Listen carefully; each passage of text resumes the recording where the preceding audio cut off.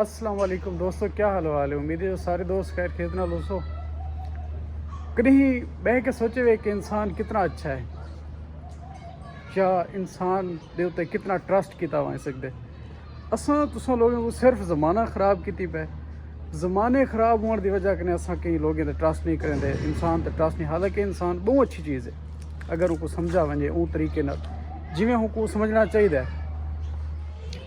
रात में एक पोस्ट पढ़ता है हम एक बंदे ना लंदन दे विच पता नहीं यूके वाली साइड ते किता नहर दे विच जंप होने वास्ते नहर का जंगल जिले क्रॉस किते परली साइड ते है उत्थों दे राह वेंदे लोग राहगीर जितना मुसाफिर लोग हैं वो खड़ के उनको पकड़े ने उनको जंगले दे परली साइड ते नप गिदे ने कई बाद गिदे कहीं किवें पकड़े कहीं को हाथ पकड़े ने। वो टाइम तक वो बंदे को पकड़े रखे ने जब तक उनके कोई रजाकार या उनकी कोई रेस्क्यू टीम या उनको बचाने वास्ते कोई मतलब एहलकार आ नहीं गए। उनको मरण नहीं देता, उनको जंप को नहीं मारन देता।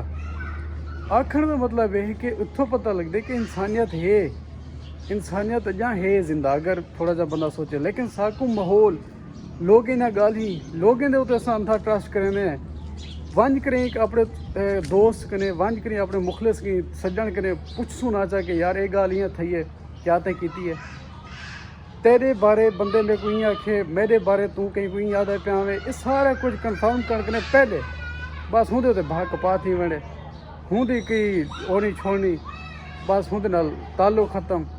हालांकि ये चीज़ां पहले बंदा कन्फर्म कर गिने एक दोस्त की दोस्ती या कहीं का ताल्लुक कहीं रिश्तेदारी को तोड़न करने पहले होंदे नाल एक दो बंदा मिल कर ही रबता कर गिने मेरे ख्याल ज़्यादा बेहतर है।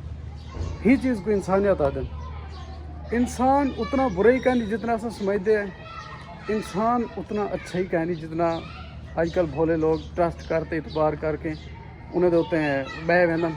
हालांकि इंसान को जितना अस बुरा समझते हैं इतना कर एक शेर याद आंदा पे कि अजीब हैं तेरी दुनिया के लोग या रब जितना इज़्ज़त दो उतना गिरा हुआ समझते हैं। एक कारगिल मार्क्स का एक मैं पढ़ा हमी वो फरमाते पेन कि तमाम तख्ते उलट दियो जिथा इंसान को हकीर, इंसान को नीच, इंसान को ग़ुलाम, इंसान को कमी समझा वजे वो सारे रिश्ते के तख्ते उलट दियो और रिश्तेदारी छोड़ दियो जितना इंसान। क्योंकि इंसान ऑलमोस्ट बराबर है, ऑलमोस्ट ना तकरीबन बराबर है, सिर्फ ओहदे का फ़र्क है। एक कोई चल जाओ उतले स्टेप ते बैठे एक तलवे ते तलवा उतला तलवे को लिखदा कुछ कह नहीं वो आदे बाद जेरा को जा मैं हाँ जेड़ा हूँ देखने तले वो हूँ को दबा के रखी पे। ये सिस्टम सिर्फ दुनियावी है।